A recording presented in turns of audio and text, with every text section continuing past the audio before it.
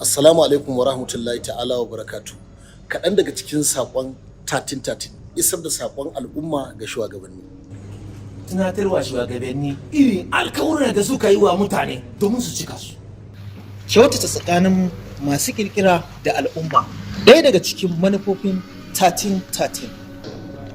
Tatin faɗakar da iyaye amfanin ilimin 'ya'ya mata. Tallafawa marasa ƙarfi da gajiyayyu shine manufar 13x13. Tatin mahimmancin yin katin zaɓe da kuma zaɓen wanda ya cancanta a gare ka. Ƙoƙarin daƙile ko kuma hana matasa shiga tarkon shaye-shaye. Allah ya shirye mu gaba ɗaya. Nuna wa matasa muhimmancin dogaro da kai domin samun kyakkyawar makoma. Ƙudirin 1313. Ƙungiyar 1313 don ƙarfafa matasa gwiwa wajen neman ilimin addini da ilimin zamani. Ba ƙungiya ba ta siyasa, ba kuma za ka raba ta siyasa ba saboda mu'amalar mu ta rayuwa dimokuraɗiyya muke.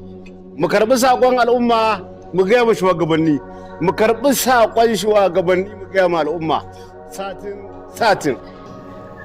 Tatin don wayar da kan al'umma tare da faɗakar da su game da ɗorewar zaman lafiya a ƙasar mu. Wayar da kan mutane kan wani zaɓen cancanta shine manufar tatin. Mu jajirce don bunƙasa masana'antunmu domin kauda zaman banza. Tatin ba ta da ɗan takara sai ɗan takarar da al'umma suka nuna. Ba mu da zaɓi sai na kuma soyanmu satin.